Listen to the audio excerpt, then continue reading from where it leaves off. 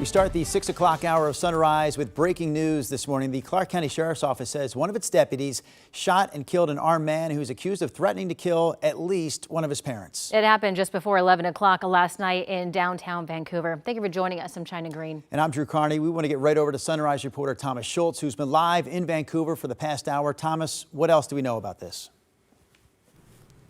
Well, guys, this whole incident transpired in just a matter of minutes last night. The Clark County Sheriff's Office says they received a dispatch call around 10:40 p.m. from somebody worried their son was going to kill them and another person. That person said that their son had been drinking, was armed, and was also high on meth. That led not only the Clark County Sheriff's Office, but Vancouver Police to both respond to the call near East 27th Street and H Street in Vancouver. During that response, the caller reported their son had left the home on a bicycle. Minutes later, a Vancouver police officer saw the suspect on the bike. A deputy then reported over the radio that he still had a gun.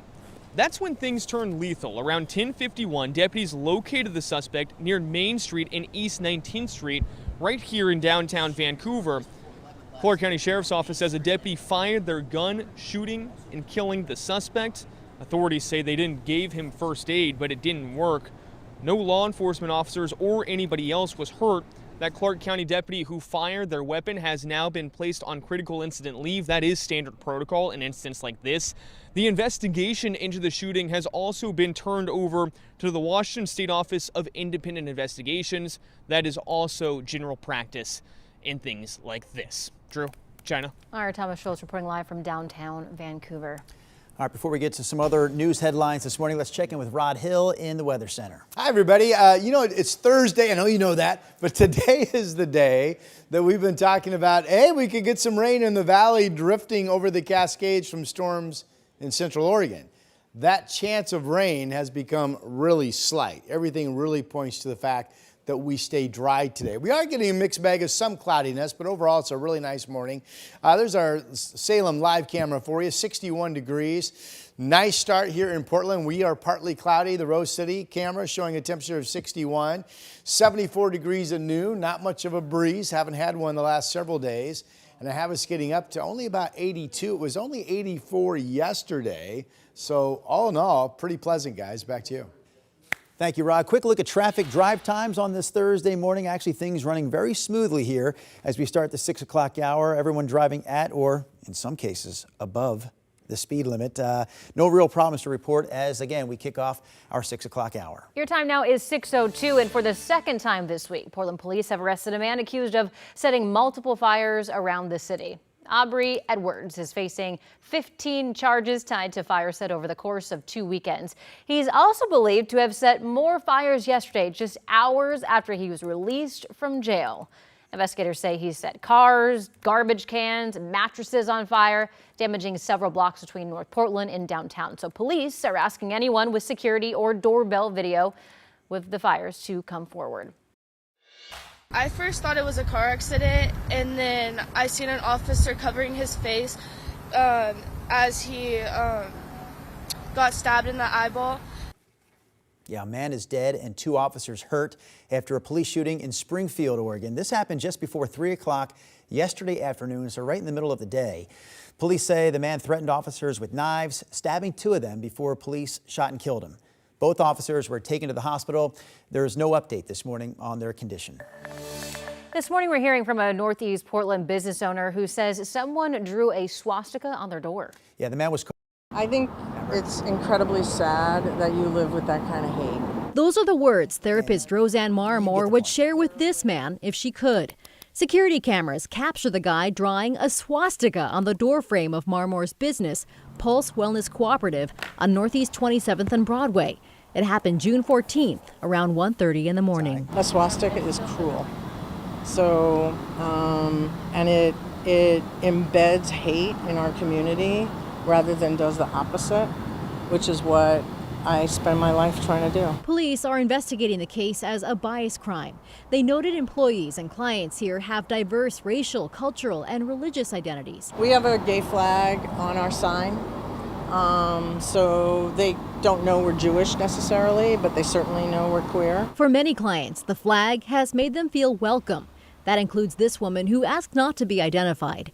She's disappointed by the vandalism. I think it's very disheartening just seeing that, especially because it's a really good business. It has helped a lot of people personally. It has helped me a lot. You know, I don't like swastikas, so I'm not a big fan of that at all. Adrian Thomas Eichmann works next door at Pets on Broadway.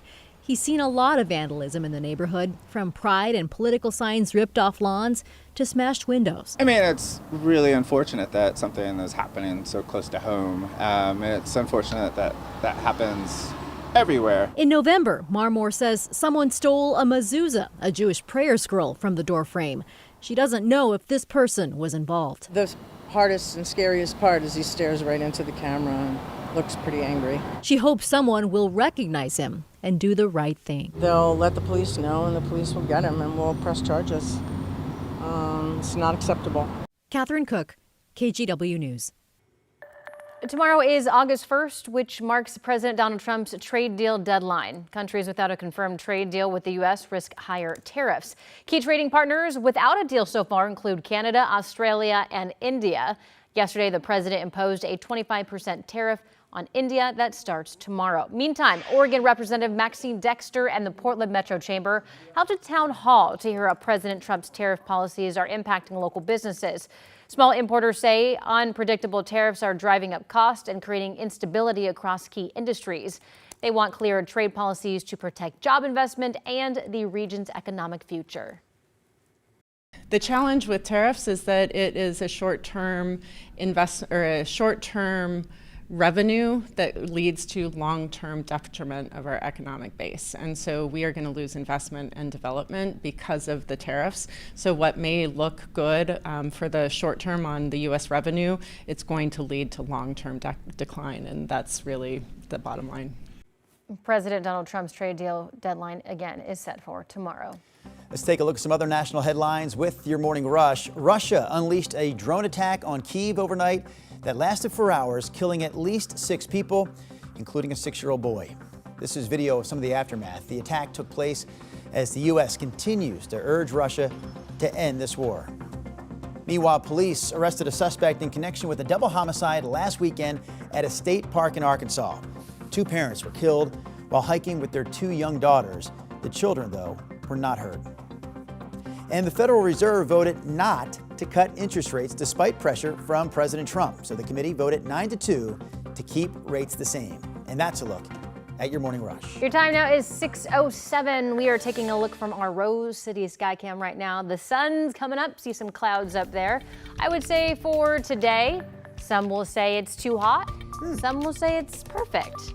I think Rod Hill has the answer. No, you're right. We could be 82, 83 today. There are people who think, oh, is it getting too hot? There are other people like, oh my gosh, this is fantastic. It's really pretty close to normal for our climate book for the final day of July, low to mid 80s here in the valley. We are still watching and expecting thunderstorm activity throughout the day in central and eastern areas. And this is the zone where we have a high fire danger with our red flag warning.